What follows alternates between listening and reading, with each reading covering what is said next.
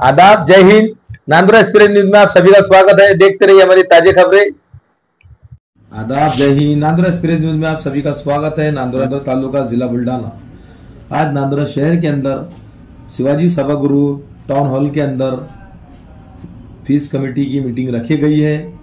माननीय थानेदार साहब पाटिल साहब के मार्गदर्शन में शिवाजी सभागृह टाउन हॉल के अंदर मीटिंग रखी गई है। मीटिंग के अंदर सामाजिक कार्यकर्ता, राजकीय लोग, फीस कमेटी सदस्य, तमाम राजकीय लोग, सामाजिक कार्यकर्ता और पत्रकार बंधु उपस्थित थे। हमारे बुल्ढाना जिले के एसपी साहब, कर्मचारी, अधिकारी तमाम वो भी मौजूद थे। माननीय एसपी बुल्ढाना जिले के एसपी साहब ने हमारे चैनल माध्यम से उनका स्वागत है। आइए हमारे चैनल माध्यम से एसपी साहब ने नांदुरा शहर वासियों को चैनल के माध्यम से हम आपको बताना चाहते हैं नांदुरा शहर वासियों को क्या संदेशा दिया है। बने रहे हमारे कैमरामैन अफजल खान के साथ। राजीव शेख, मुख्य संपादक, जय हिंद। नांदुरातले माझे सर्व बंधू भगिनी,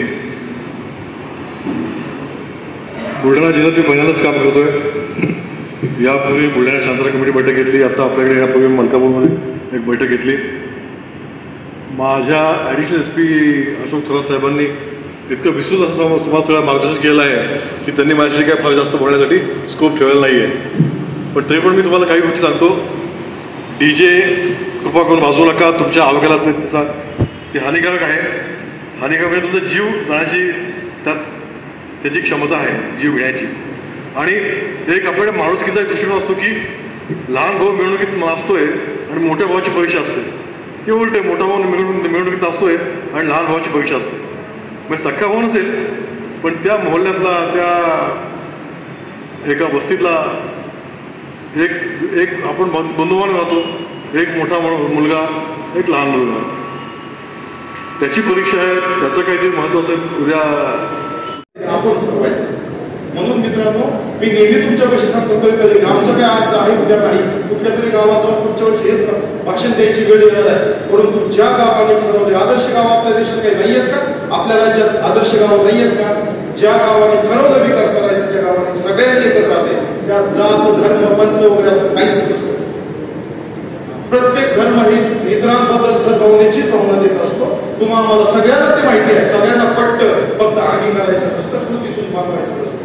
म्हणून मित्रांनो, आपल्याला जर खऱ्या अर्थाने विकास साधायचा असेल, एकत्र यायचं असेल तर सर्व समभावाची भावना ठेवून एकमेकांच्या बद्दल द्वेष भावना विसरून आपण सगळ्यांनी एक आलं पाहिजे।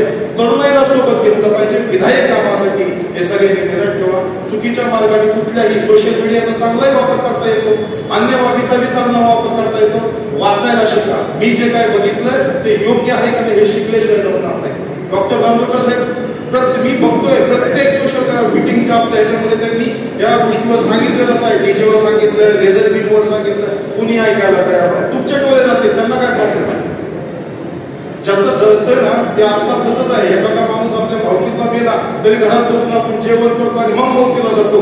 इतकी हायब्रिड आपण व्हायला लागलेला आहे। आपल्याला पुन्हा बद्दल मला राहिलेलं नाही। ज्याच्या घरात जायचंय ना त्याचं तो घ्यावं। ते म्हणतात ना शिवाजी जन्मावर शेजारच्या घरी, माझ्या घरात नको। स्वराज्य निर्मितीची आता काही गरज नाही, मला 2 पैसे भेटले, मी जमलो, बाद झालं। ही जी मानसिकता घेऊन आपण जमून जातोय, सकाळ उठतोय, जेवतोय, संध्याकाळी जेवतोय आणि झोपतोय, एवढी मानसिकता ठेवून आजचा आपलं सजीव पण गेलेला आहे। आपल्याला निर्जीव वस्तूची स्मार्टफोन म्हणून आपण म्हणतो, स्मार्ट बॉक्स म्हणून आपल्या पुढे बसतोय, ते आपल्याला चालवत आहे।